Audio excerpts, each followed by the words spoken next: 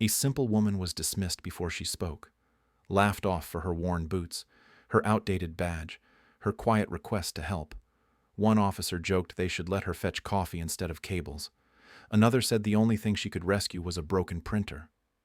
She said nothing, sat behind glass as they failed, watched red alerts pile up while the capsule's oxygen dropped.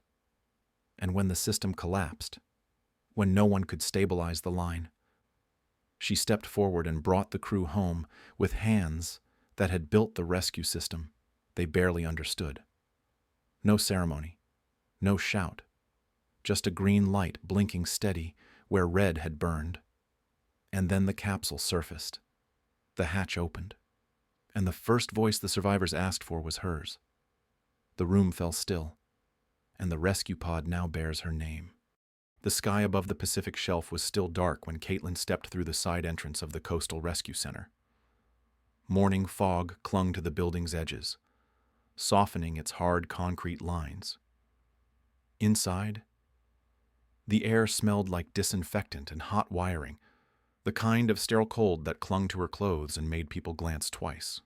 She wore an old gray coat with the collar turned up, boots dusted in dried salt, and a faded lanyard badge clipped to her front pocket. Her movements were precise but quiet, the kind of presence that asked nothing and waited for everything. At the reception desk, she stopped and spoke with calm restraint. "I need to speak with operations. It's about the capsule system," she said. The officer barely looked up. His eyes scanned her coat, her hands, the wrinkles around her mouth. "Contractors go through security," he said, gesturing past the metal detectors without interest.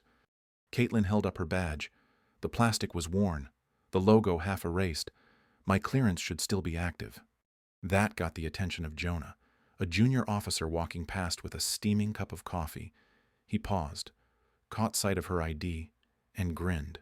"You're serious," he said. "That model hasn't been used in 15 years. Caitlyn looked at him evenly. "That's the model trapped 700 meters down right now." Jonah laughed, and it wasn't unkind, just dismissive. "We've got top-tier systems analysts on site. This isn't a museum tour." He walked off, still chuckling. Inside the command floor, bright screens covered the walls, green overlays, red pressure lines, rows of telemetry in motion. The operators wore navy polos and stiff posture. Caitlyn approached the perimeter checkpoint, her presence drawing the eye of Marcus, the lead coordinator. He frowned the moment he saw her. "Can I help you?" She repeated her request. The capsule involved, Artemis II, was based on design architecture she knew well. She'd helped build the first one. She spoke plainly, offering her experience as an asset, her voice firm without ego. Marcus shook his head before she finished. "We've already got the manufacturer's liaison. If you've got data, send it to engineering support. We're not adding walk-ins to the core team." One of the officers at a side panel glanced back at her and smirked. No one asked her name. No one offered a chair. When she remained where she stood, waiting in silence, Marcus motioned to security. "Escort her to the gallery," he said. "Let her observe from there." A uniformed guard approached and nodded for her to follow. She complied without argument, her badge still in hand. They walked past rows of humming equipment, operators hunched over tablets, voices hushed behind glass partitions. The observation zone was narrow and elevated. The only seating was a metal bench near the far corner. Through the transparent wall, she could see the full ops center rows of analysts, blinking monitors, and a large central feed showing the capsule's depth and location. Most of the movement on screen was static. Sonar pulses pulsed like slow heartbeats against the dark. She sat down quietly, placing her coat beside her. No one looked up. No one spoke to her. Caitlyn leaned forward, hands folded between her knees. On the far wall, one red line flickered. It was brief, almost invisible, buried in data. She blinked, tracked it with her eyes, but said nothing. The emergency alert lights along the command floor began to pulse in deeper red. One of the sonar operators spoke into a headset, his voice low. The others kept working, fingers flying across keys, glancing at figures that wouldn't cooperate. Behind the glass, Caitlyn sat very still. She watched the monitors. She watched the people who had dismissed her. She watched the ocean sending up its warning. And then she looked back at the sonar pulse, still blinking alone in the dark. By mid-morning, the command center had grown louder. Voices layered over each other, urgent, but misaligned. Caitlyn sat at the back of the observation gallery, eyes fixed on the telemetry feed just above the main console cluster. A red line blinked, faint at first, then steady.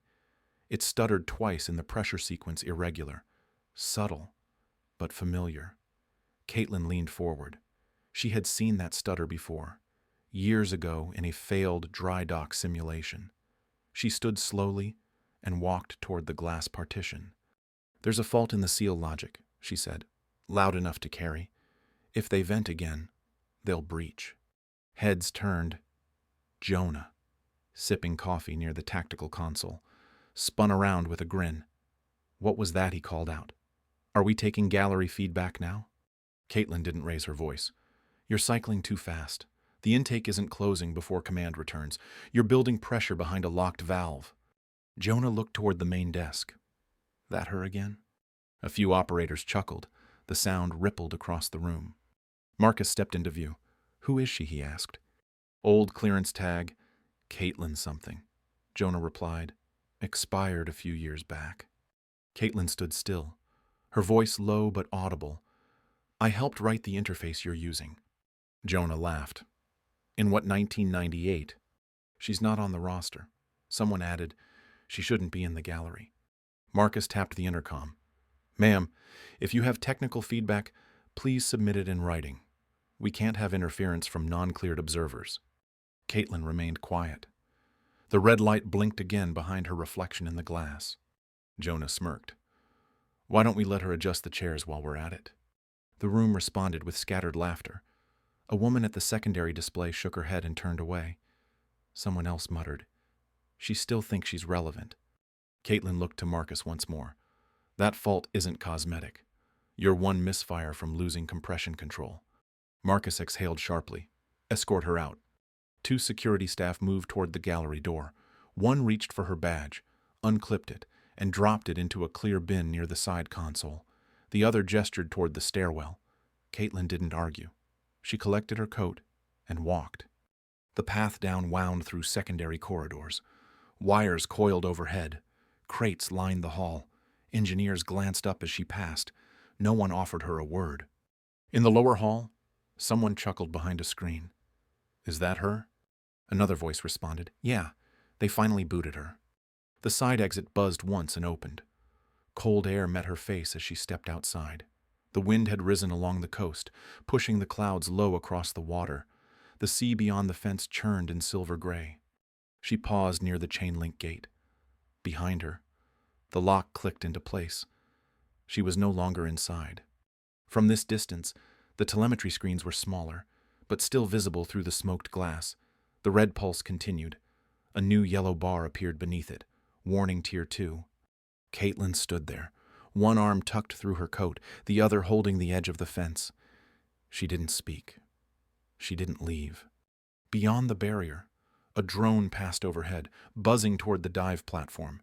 Teams adjusted gear, cables dragged across the deck, orders echoed from loudspeakers.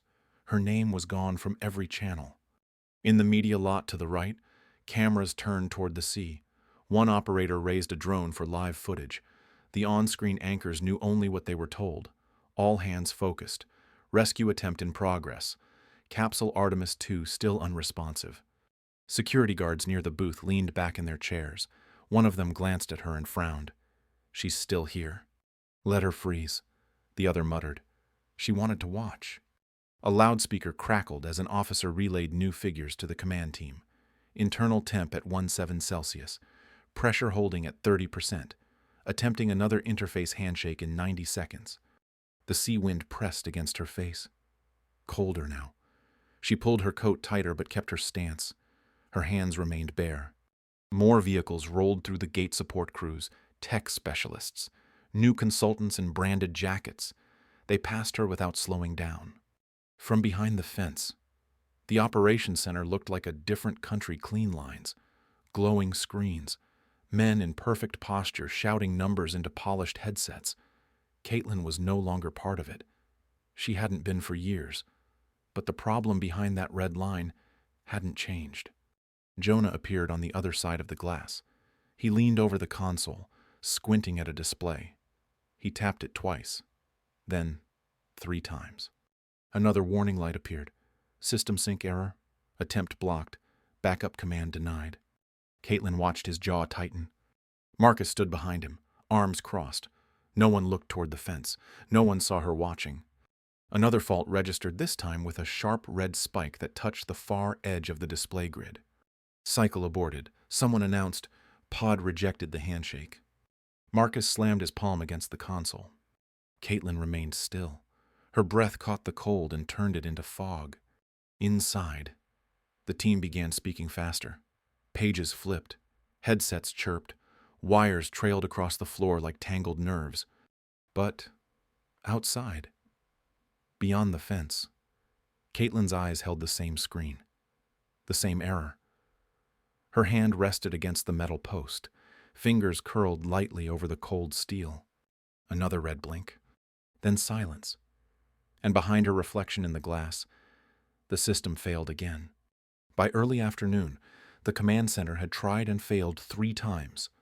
The Artemis II capsule had rejected every handshake, every override.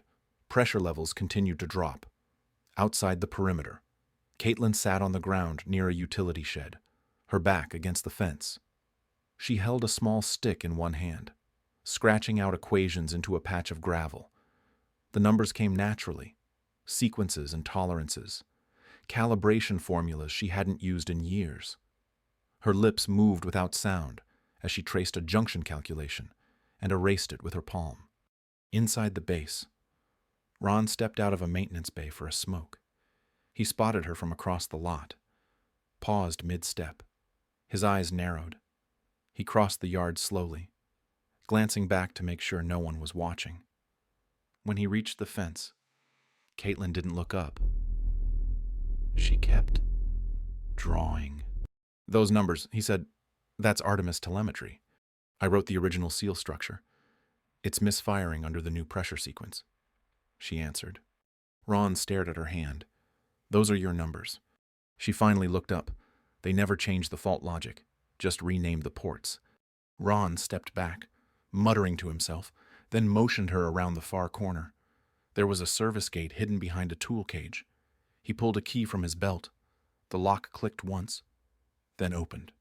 Come through, but quick. Inside, the hallway smelled like machine oil and soldering irons. They passed under an inactive sensor array and stopped at a door marked Storage B6. He opened it, and inside was a secondary systems lab, cold and unused. Dust coated the old console. The tether interface had been left powered down for years. Caitlyn ran her fingers across the screen edge. She blew into the keyboard fan. The lights didn't respond at first. She rolled her sleeves and pulled her hair back into a tie. Let me guess, Ron said, you need a boot disk. No, she replied. I need time.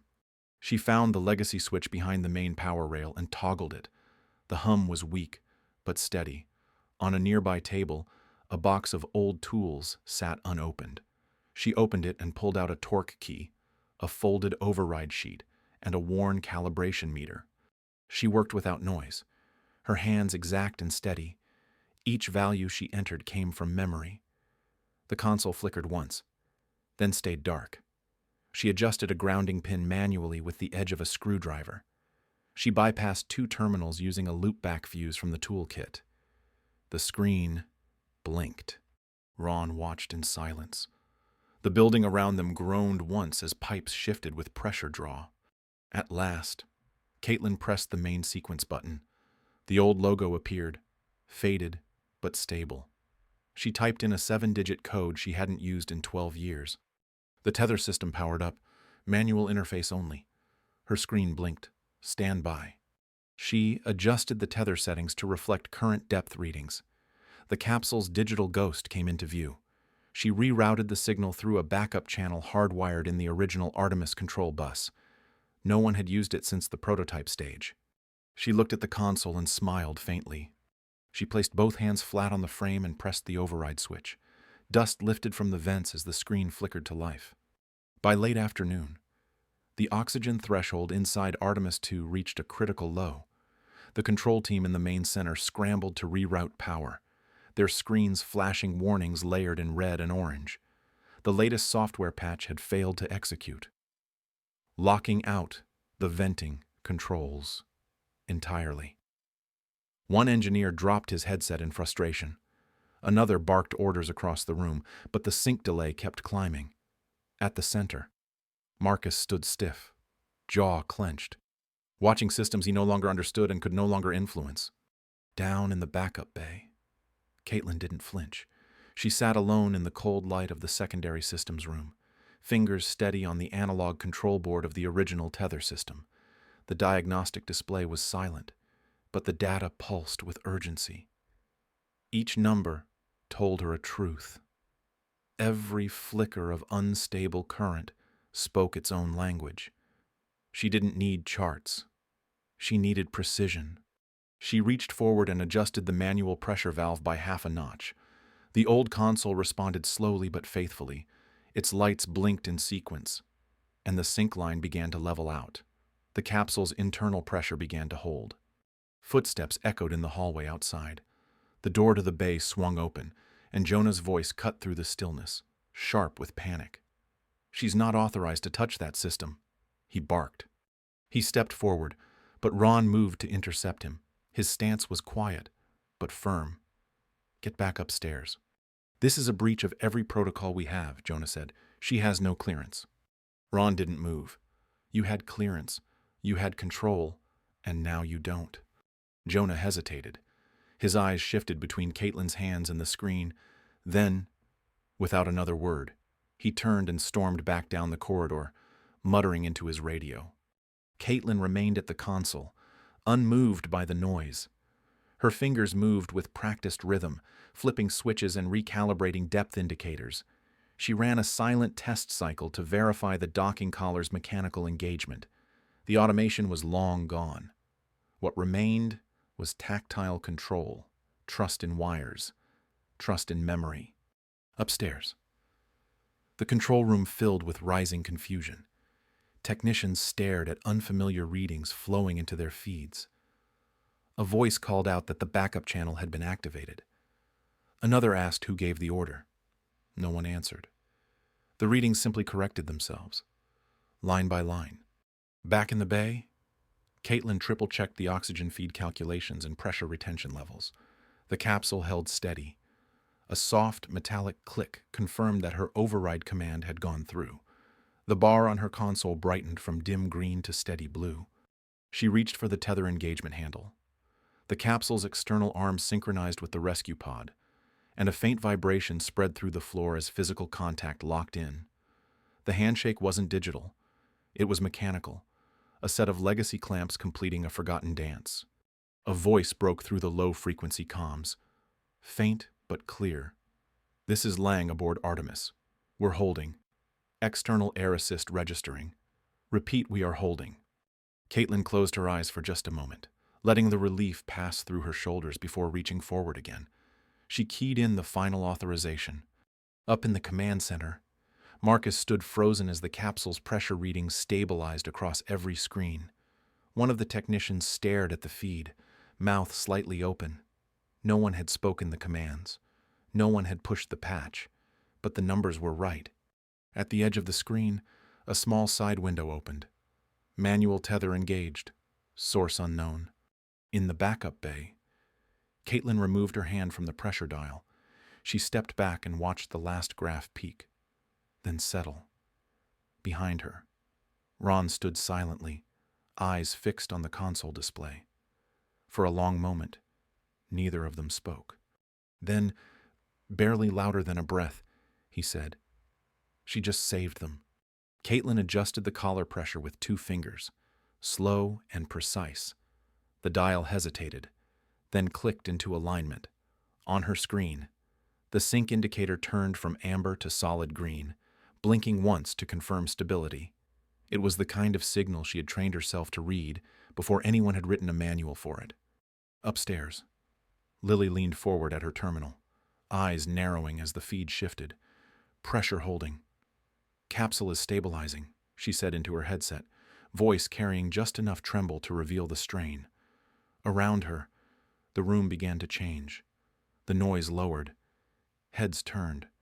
Marcus stood behind her, arms crossed, trying to mask uncertainty. "Where's the command source?" he asked. "Not from us," Lily said after a moment. "Looks like manual relay control." From the side channel, Ron's voice filtered in. "Storage Bay 6, she's in there. She's the one stabilizing it." Caitlyn didn't hear any of this. She was crouched in front of the backup tether console, hands steady, focus deepened to near stillness. Every movement mattered. She rotated the manual airflow regulator one notch at a time, feeling the tension shift through the panel beneath her palm. The system gave a low hum, like breath returning to a body that had been underwater too long. Her breathing matched the rhythm, controlled, grounded. The headset looped around her shoulder slipped down her arm, brushing her elbow. She ignored it. The console in front of her blinked again, this time displaying a full internal balance readout. The oxygen graph, once jagged and falling, began to level. Emergency indicators dimmed one by one as the systems resynced with manual input. In the control room, a technician turned slowly toward the main wall screen. One of the red fault lines disappeared. Then another. Green replaced flashing yellow. There was no announcement. No sudden cheer. Only a growing stillness, as if the entire floor had forgotten how to speak. Inside the capsule, a voice returned through the comm relay, barely audible but clear. "This is Artemis. Pressure normalized. Oxygen levels rising. Repeat. We are alive." Caitlyn glanced at the display. She pressed her palm against the panel, listening for the tone of the system, that slight, reassuring vibration of pressure flowing true. It was there, constant, whole. Behind her, Ron stood at the edge of the door, watching in silence. She didn't turn to him, but she knew he hadn't left. The lights above her flickered once as the backup generator adjusted to the new load. She moved to the final controls, running her fingers over the aged switches, like muscle memory reawakening after years of stillness. She keyed in the final sequence, her fingertips hovering for a moment before pressing each command. There was no fanfare, no drama, only the sound of alignment. The clamps locked, the seal engaged. The backup systems confirmed full connection. Ron took a step forward. His voice stayed low, not meant for any radio or audience. She just saved them. In the main floor above, Lily blinked rapidly as the updated data fed across her screen. She leaned in closer, verifying the life support metrics again. Capsule reporting full life support recovery. She said, ventilation back online, internal balance restored. Marcus didn't speak. His arms slowly lowered to his sides. He walked a few steps toward the bay status window, but didn't go through.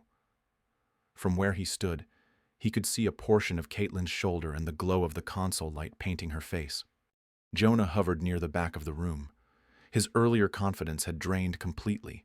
His fingers tapped a forgotten report on his tablet, but his eyes didn't leave the screen where the rescue was unfolding without his input.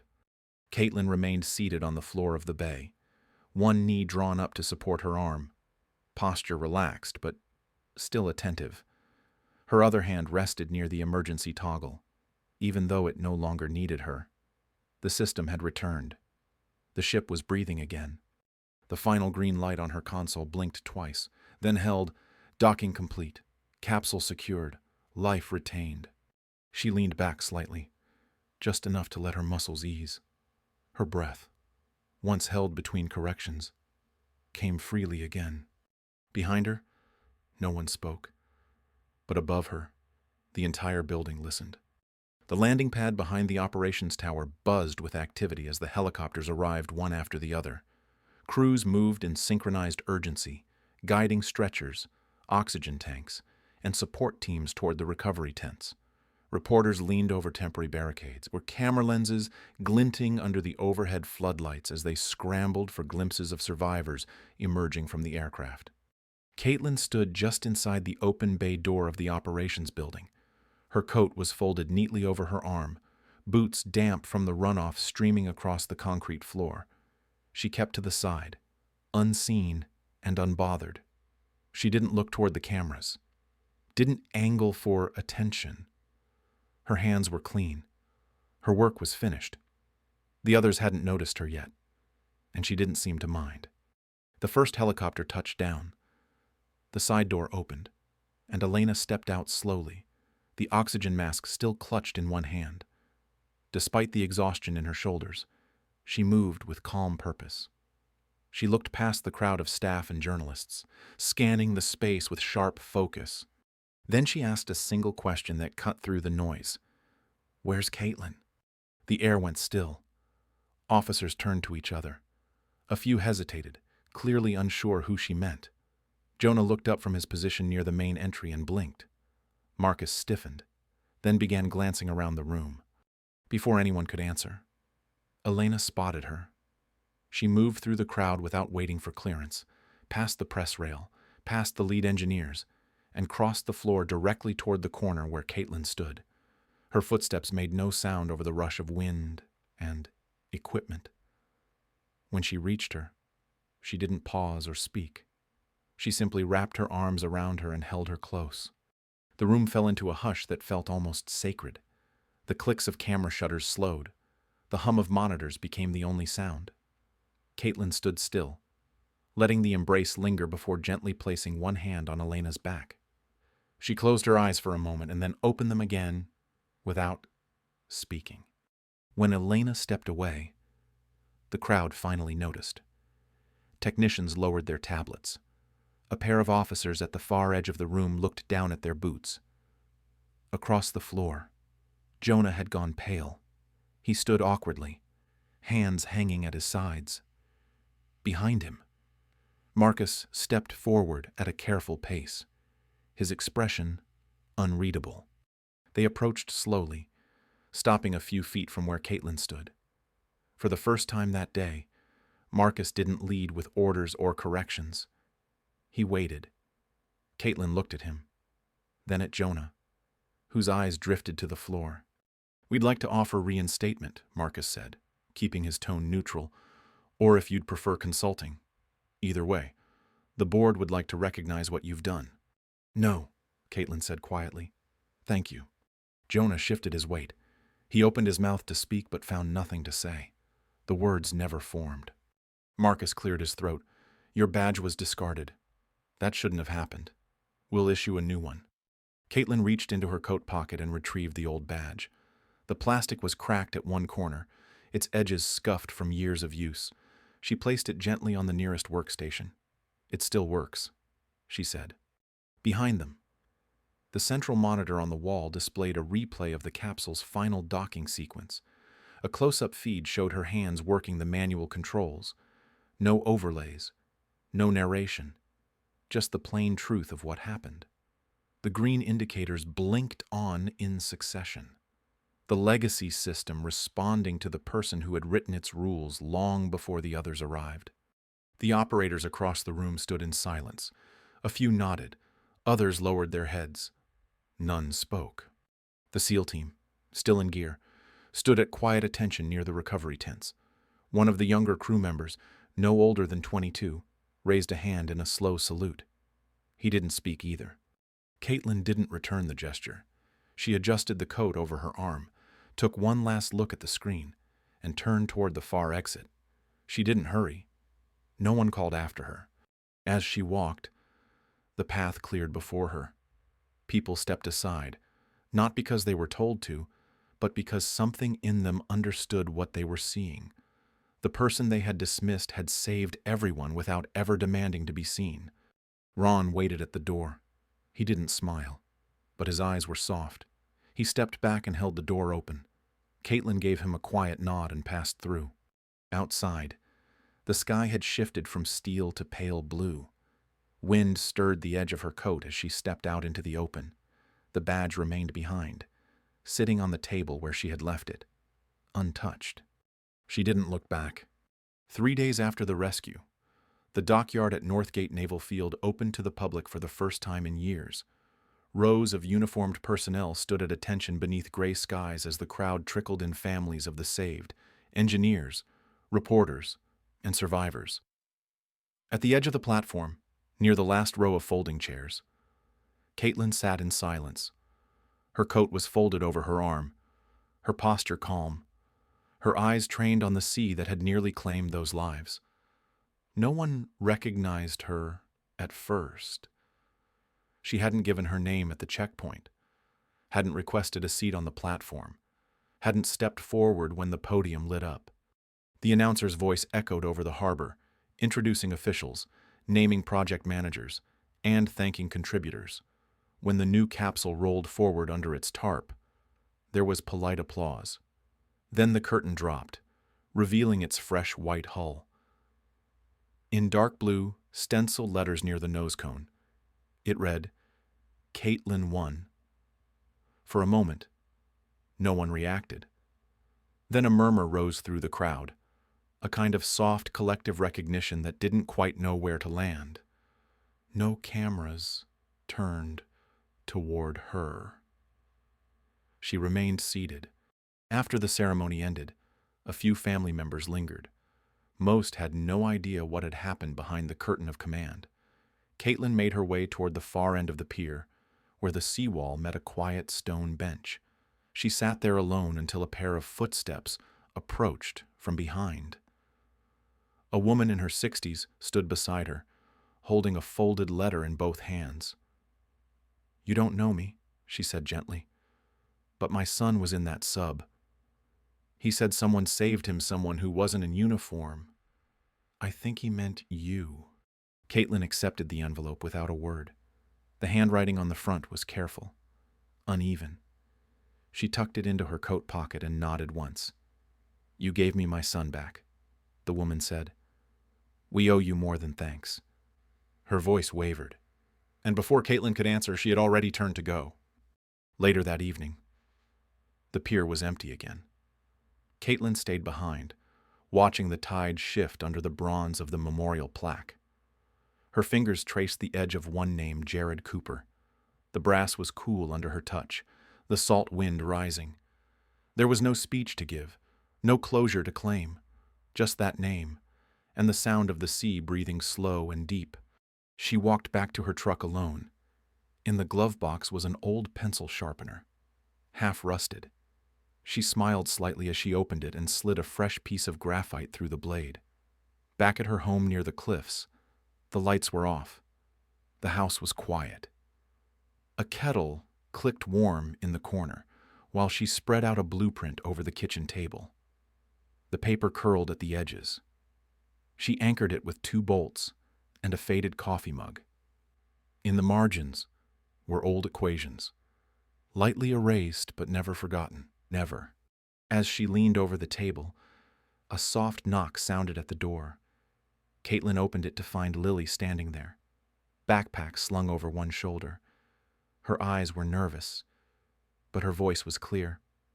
"I was wondering," she said, "if maybe you'd teach me. Not the theory. The real work." Caitlyn studied her face for a moment, then stepped aside and let her in. The door clicked shut behind them. Inside, the kettle hissed once more, and the blueprint stayed open beneath the glow of a single hanging bulb.